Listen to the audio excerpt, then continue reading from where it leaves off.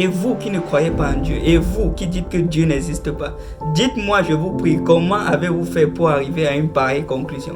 L'irrationalité d'une telle croyance avait déjà été démontrée par le pionnier de la physique moderne, le célèbre scientifique anglais Isaac Newton.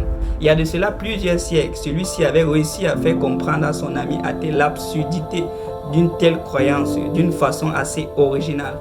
Pour ce faire, il avait demandé à un mécanicien de lui fabriquer une reproduction miniaturisée du système solaire. Les planètes étaient représentées par des billes qui tournaient par un système compliqué d'engrenages et de poulies. Ensuite, il avait déposé cette reproduction sur sa table de travail dans son cabinet. Et un jour, son ami athée, en entrant dans la pièce, fut émerveillé par ce système et lui demanda qui l'avait fait. Et là, Isaac Newton, qui était en train de lire un livre, posa le livre sur sa table et leva les yeux vers son ami et lui assura avec le plus grand des sérieux que personne ne l'avait fait, mais que c'était par le plus grand des hasards que les éléments s'étaient assemblés pour former cette reproduction. Et son ami était comme abasourdi, étonné, et il y répliqua avec vivacité que tu dois me prendre pour un sot. Mais quelqu'un a fait cette reproduction et d'ailleurs même c'est un génie et j'aimerais savoir quel est son nom. Isaac Newton se leva, avança vers son ami, posa la main sur son épaule et lui dit: cette reproduction n'est qu'une faible imitation d'un système encore bien plus compliqué dont tu connais les lois. Je suis incapable de te démontrer que ce système a eu un créateur, mais toi-même tu prétends que cette reproduction que le mécanicien n'a fait que copier a eu un créateur. Dis-moi, je te prie, comment as-tu fait pour arriver à une pareille conclusion? Une histoire tout aussi fascinante, celle de Albert Einstein avec un enfant.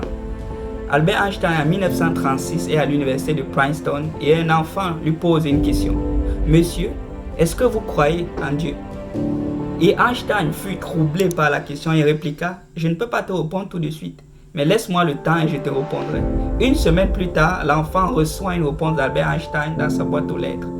Mot pour mot, Albert Einstein dit ceci: tous ceux qui sont sérieusement impliqués dans la science finiront par comprendre qu'un esprit se manifeste dans les lois de l'univers, un esprit immensément supérieur à celui de l'homme. Les preuves de l'existence de Dieu sont innombrables. Je pense notamment aux preuves philosophiques, la notion de la preuve de cause première ou encore la preuve de la contingence.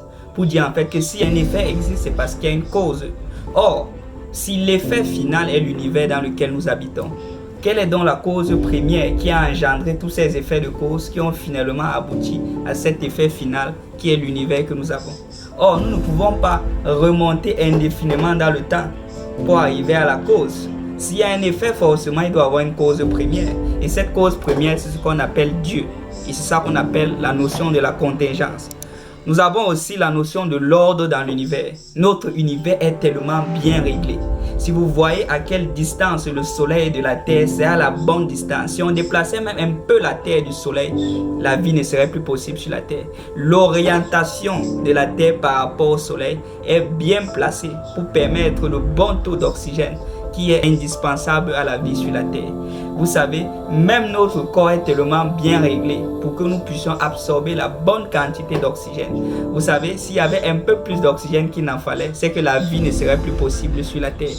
Les poussières, les atomes, tout ce qui se passe dans l'univers sont formés en fait pour qu'il y ait de la vie sur la terre. Il y a aussi des preuves liées à la révélation. Il y a tellement de miracles dans la parole de Dieu qui a été accompli par Jésus. Il y a tellement de témoignages de rencontres avec Jésus qui existent.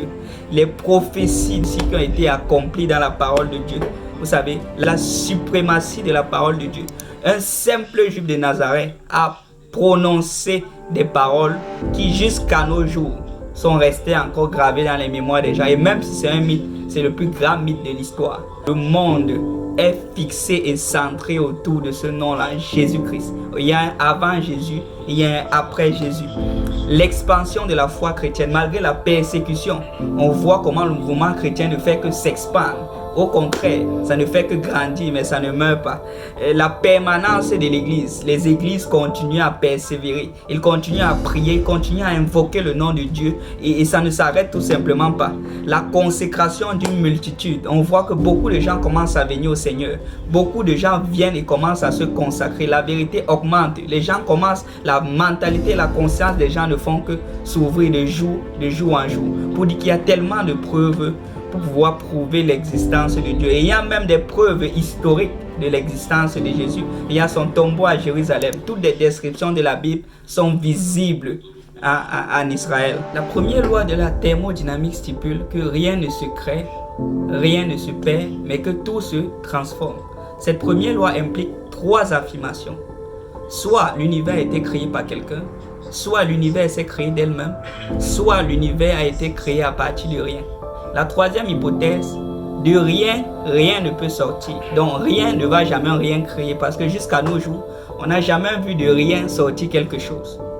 Deuxièmement, l'univers ne peut pas se créer d'elle-même parce que si elle doit se créer d'elle-même, il faudrait qu'elle existe déjà préalablement et qu'elle soit éternelle. Mais or, même les scientifiques démontrent que cet univers s'est appelé à disparaître. Un jour, cet univers va disparaître. Il reste la troisième affirmation, l'univers a été créé par quelqu'un, qui est une preuve assez probable pour dire en fait que pour créer quelque chose, il faut que toi-même tu sois en dehors de cette chose. Et l'univers a eu un créateur. Et son créateur, c'est ce qu'on appelle Dieu. Univers est formé de 2 mots, uni et vers. Uni qui veut dire en fait simple, vers qui veut dire phrase. L'univers signifie une simple phrase.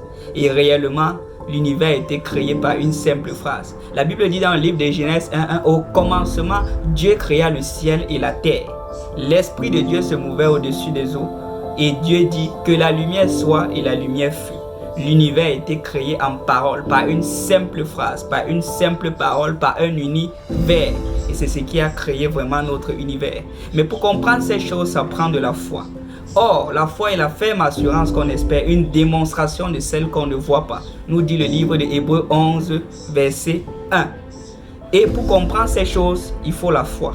La Bible dit que c'est par la foi que nous reconnaissons que le monde a été créé par la parole de Dieu, de telle sorte que les choses visibles que nous voyons a été créées à partir des choses invisibles. Et plusieurs personnes dans la parole de Dieu ont manifesté cet acte de foi. Et aujourd'hui, nous aussi, peuple de Dieu, nous avons besoin de la foi pour pouvoir résister face à ce monde, pour pouvoir vivre dans ce monde rempli de perversité et de méchanceté. Je vois des scientifiques qui essaient de trouver s'il y a la vie ou s'il y a des extraterrestres sur d'autres planètes. Ça, c'est une perte énorme de temps. Avec de l'argent, là, on pourrait financer les SDF. Moi, je pense ceci. Dieu a fait l'univers si grand et nous a fait habiter dans une petite planète comme la planète Terre par rapport à l'univers pour montrer à l'homme l'immensité de sa puissance. En fait, rien que quand tu te regardes par rapport à l'univers là et que tu regardes comment tu es petit, ça te permet d'apprécier l'infinité de Dieu. Rien que ça, tu peux juste glorifier Dieu. Voilà pourquoi la Bible dit dans le livre de Romains que les perfections invisibles de Dieu se voient à travers l'œil nu lorsqu'on le contemple dans ses ouvrages. Voilà pourquoi tous ceux qui ne l'adorent pas sont inexcusables. Vous n'avez pas d'excuse de ne pas croire en Dieu. Vous n'avez pas d'excuse de ne pas adorer Dieu. Parce que tout se voit, juste ton corps. Les gens, par des développements technologiques, ont essayé de reproduire la marche des hommes. Ils n'y arrivent pas. Un enfant, dès sa naissance, commence déjà à marcher naturellement. Quel miracle! Rien que ça, quand je vois, je glorifie Dieu. Tu te blesses, ton corps se soude tout seul. C'est extraordinaire, tout simplement. Donc, quelqu'un qui n'adore pas Dieu a un problème. Même l'ADN, c'est une information génétique, un langage humain. Et on ne peut pas parler de langage sans une intelligence. Dieu a tout créé. Regardez comment notre système est bien réglé. Les constances cosmologiques, c'est réglé à 150 chiffres avec la virgule. Quelle précision! On n'a jamais réussi à voir ça. Vous bougez une seule virgule, la vie n'est plus possible. Tout tombe dans l'univers. Tout est bien réglé, tout est centré. La terre est à la bonne place là où elle est là. Tu ne peux pas bouger la terre d'un centimètre. Le soleil, elle fait sa maintenance tout seul. Je bénis même l'Éternel parce que j'ai fait génie mécanique. Je connais ce que c'est que la maintenance. Maintenir un système thermique d'une telle ampleur doit être immense. Un tel système qui se maintient tout seul, c'est extraordinaire. Les gens vont dire que c'est la nature. Non, non, c'est Dieu qui maintient toutes ces choses-ci. Mais le jour où ça va finir, tout ça va tomber. Dans le livre de Colossiens 1,15, la Bible dit qu'il a tout créé. Les choses visibles comme invisibles, les trônes, les dignités, les dominations, les autorités, tout ont été créés pour lui et par lui. Tout ça a été créé pour sa gloire. Vous là qui ne croyez pas en Dieu, vous êtes les plus malheureux de la terre. Désolé, mais je dois le dire, vous êtes malheureux. Vous pouvez nous voir et dire que nous sommes les fous, mais vous êtes réellement malheureux. quelqu'un qui vit en espérant juste dans cette vie, quelqu'un qui travaille juste pour se marier, pour avoir l'argent, pour bâtir des choses, pour bâtir les richesses, il est malheureux, vanité des vanités. Parce qu'un jour tu vas mourir, les gens qui vont rester derrière, qui n'ont même pas travaillé dessus, vont manger à ta place. On prend tous nos talents, toutes nos richesses, on investit dans les choses de ce monde. Mais on n'investit rien dans le royaume de Dieu. On n'investit rien pour préparer notre âme. La Bible dit que servira-t-il à un homme de gagner tout le monde s'il perdrait son âme? Peuple de Dieu, nous devons avoir la foi. Nous devons croire à ces choses que la parole de Dieu déclare. Nous devons faire comme les gens dans la Bible. Le monde va mal. Il y a des mauvaises nouvelles partout. Je faisais encore informer par un ami qui nous a encore lancé en confinement. Donc comme si tout le confinement qu'on a déjà fait n'était pas suffisant, ils nous ont encore envoyé en confinement jusqu'en février. Et le comble de tout, c'est qu'ils nous ont mis un couvre-feu. Donc de 20h à 5h, on ne pourra plus sortir. Et celui qui sort pourra recevoir une amende d'une valeur d'à peu près $6,000. Donc c'est mauvais, peuple de Dieu. Si nous allons réussir à persévérer dans un temps comme celui-ci, ça va prendre que nous arrêtons de croire aux mauvaises nouvelles que les médias nous donnent, mais que nous apprenons à croire aux bonnes nouvelles que la parole nous donne. Que nous apprenons à plonger nos regards dans la parole de Dieu. Que nous apprenons à regarder dans l'invisible, à regarder dans le spirituel. Que nous apprenons à œuvrer par la foi. Alléluia. Et justement, nous avons des hommes qui nous ont précédés, qui ont fait preuve de foi dans leur génération. Je parle notamment de Abel. La Bible dit que c'est par la foi qu'Abel offrit un sacrifice plus excellent que celui de Caïn. Et c'est encore par la foi que son sang cria des profondeurs de la terre, quoiqu'il fût mort. C'est par la foi que Enoch fut enlevé pour qu'il ne vit point la mort, parce qu'il avait reçu le témoignage de Dieu qui lui était agréable et qu'il avait marché 300 ans avec Dieu. C'est par la foi que Noé fut divinement averti du jugement de Dieu par le déluge, alors que rien en son temps ne laissait prévoir un tel cataclysme. Et c'est encore par la foi qu'il exécuta tout ce que l'Éternel lui dit. C'est par la foi que Abraham partit pour un lieu qui devait obtenir un héritage sans savoir où il allait. C'est par la foi que Sarah, bien qu'avancée en âge, eut la capacité d'engendrer une postérité. C'est par la foi que Isaac bénit Jacob et Ésaü en vue des choses à venir.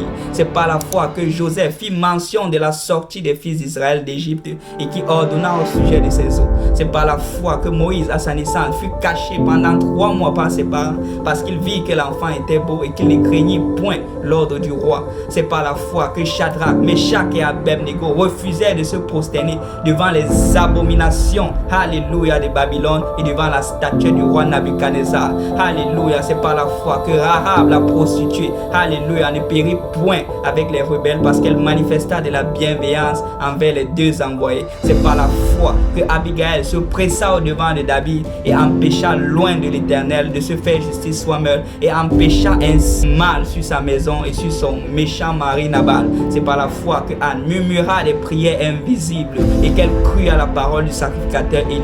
Alléluia, c'est par la foi que Déborah, animée d'un zèle, se leva au milieu d'une génération sans courage et alla au champ de bataille. C'est par la foi que Élie invoqua le feu du ciel contre les sacrificateurs de Baal. C'est par la foi que Élisée frappa le manteau d'Élie sur le Jourdain et l'ouvra en 2. C'est par la foi que la Sunamite dit à son mari que tout va bien, quoiqu'elle était rongée au-dedans d'elle par le chagrin causé par la mort de son enfant. C'est par la foi que Josué arrêta le soleil sur Gabaon. Alléluia, c'est par la foi que les apôtres manifesta une disponibilité et n'ouvra point la bouche face à leur appel, alors qu'ils ignoraient tout sur lui. Alléluia, c'est par la foi que Ananias, alléluia, divinement averti d'une commission par le Seigneur, répondit: me voici, envoie-moi Seigneur. Alléluia, c'est par la foi que les fils d'Israël firent tomber les murs de Jéricho en faisant un tour pendant 7 jours. Alléluia, c'est par la foi que Finé, animé d'un zèle dévorant, ôta le jugement de Dieu sur le peuple d'Israël. C'est par la foi que Moïse, devenu grand, refusa d'être appelé fils de la fille de Pharaon, aima mieux être maltraité avec le peuple de Dieu que d'avoir pour un temps la jouissance du péché, regardant l'opprobre du Christ comme une richesse plus grande que les trésors de l'Égypte, car il avait les yeux fixés sur la rémunération, il avait les yeux fixés sur la nouvelle Jérusalem céleste. Mystère caché, mais que les saints de l'Ancien Testament ont cherché à plonger les regards pour essayer de sonder les temps et les époques. Alléluia, mais nous aujourd'hui nous avons accès à ces choses par la vertu du Saint-Esprit. C'est encore par la foi, alléluia, que Moïse, alléluia, quitta l'Égypte sans avoir peur de la colère du roi Pourquoi? Alléluia, parce qu'il voyait celui qui est invisible. C'est par la foi que Moïse fit la Pâque et l'expiation du sang pour empêcher l'exterminateur de toucher les premiers-nés des fils d'Israël. Alléluia. Peuple de Dieu, nous avons besoin de la foi aussi dans notre génération. C'est par la foi que nous croyons que tout ce que la parole de Dieu a déclaré arrivera. C'est par la foi que nous croyons, alléluia, que lorsque nous sommes baptisés dans les eaux, alléluia, tous nos péchés sont effacés. C'est par la foi que nous croyons que le Seigneur reviendra chercher son église. C'est par la foi que nous croyons qu'il y aura une résurrection des morts et que nous serons changés. Nous allons revêtir un jour l'incorruptibilité et que nous irons un jour dans les airs à la rencontre de notre Seigneur, alléluia, pour passer les noces dans le ciel. C'est par la foi que nous croyons qu'un jour nous serons à la table avec Abraham, avec tous les saints de l'Ancien Testament, alléluia. C'est par la foi que nous croyons qu'un jour il y aura la paix entre les animaux et les hommes, alléluia. C'est par la foi que nous croyons qu'un jour il n'y aura plus ni pleurs, ni larmes, ni lamentation et que les anciennes choses seront passées, alléluia. C'est par la foi que nous croyons que nous avons un seul Dieu véritable, Jésus-Christ, Dieu véritable manifesté dans la chair. Alléluia, c'est par la foi que nous croyons que la seule chose capable de sauver ce monde est l'évangile de Jésus-Christ. Alléluia, il y a 2000 ans, le Seigneur des Seigneurs, le Roi des Rois, Elohim, qui habitait une lumière inaccessible des hommes, alléluia, s'est manifesté dans la chair. Grand est le mystère de la piété, Dieu s'est fait homme. Alléluia, il est venu, il est mort sur la croix de Golgotha, il nous a délivrés du pouvoir de l'enfer. Alléluia, aujourd'hui nous pouvons nous approcher devant son trône de grâce pour implorer sa miséricorde. Mais ça prend que nous obéissons à l'évangile. Nous devons nous repentir de nos péchés, nous détourner de nos anciennes voies, nous détourner de notre ancienne vie. Alléluia, nous devons être baptisés au nom de Jésus par immersion et donc on doit invoquer ce nom sur notre baptême. Alléluia, parce que c'est un mariage et lorsqu'on se marie, on doit porter le nom de notre époux. Lorsqu'on est baptisé, on porte ce nom. Dans Galates 3, 27, la Bible dit, vous tous qui avez été baptisés en Jésus-Christ, vous avez revêtu Christ. Parce que le baptême, c'est un ensevelissement dans lequel on revêt ce nom-là. Alléluia. Ensuite, nous devons prier le Seigneur afin de recevoir le Saint-Esprit. Nous pouvons recevoir le Saint-Esprit par prière et par imposition des mains. Alléluia, Jésus. Béni sois-tu, Seigneur. Il y a un seul Dieu véritable. La Bible dit dans Éphésiens 4:5, il y a une seule foi, un seul Seigneur, un seul baptême. Il y a un seul baptême qui sauve. Il n'y a pas trois baptêmes. Un seul baptême. Le baptême par immersion au nom de Jésus. Au nom du Père, Fils, Saint-Esprit, ce n'est pas un baptême. On ne baptise pas en des titres, mais on baptise en le nom. Parce que c'est dans le nom qu'il y a la puissance. La Bible dit dans Acte 4, il n'y a de salut en aucun autre nom, car il n'y a sous le ciel aucun autre nom qui a été donné parmi les hommes par lequel nous devons être sauvés. Et ce nom, c'est Jésus-Christ. Alléluia. Ananias a dit à Paul, maintenant que tu as dit, lève-toi et sois lavé et baptisé en invoquant le nom du Seigneur Jésus.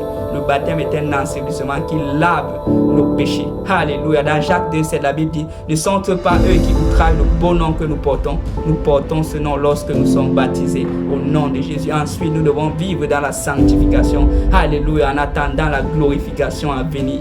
Alléluia. Béni sois-tu, Seigneur. Même si nous confinons à la maison, nous allons continuer à adorer le Seigneur. Nous allons utiliser les médias, les réseaux sociaux pour continuer à prêcher ce message de l'évangile, afin que les hommes de Dieu qui ont été destinés selon l'élection de Dieu à hériter du royaume des cieux, alléluia, puissent entendre cela. Parce que je crois que ceux qui sont destinés à vivre pour le Seigneur, cette parole va résonner en eux. Alléluia, ils vont reconnaître la parole de leur Créateur et ça va créer en eux quelque chose. Alléluia, ils seront bouleversés, mais ce bouleversement va créer un renouveau dans leur vie. Alléluia, béni sois-tu, Seigneur.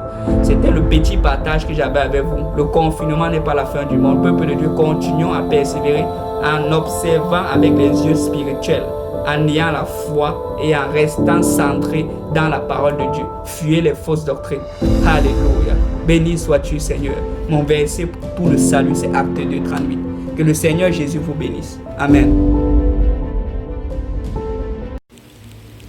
Chaque jour qui se lève est une nouvelle course.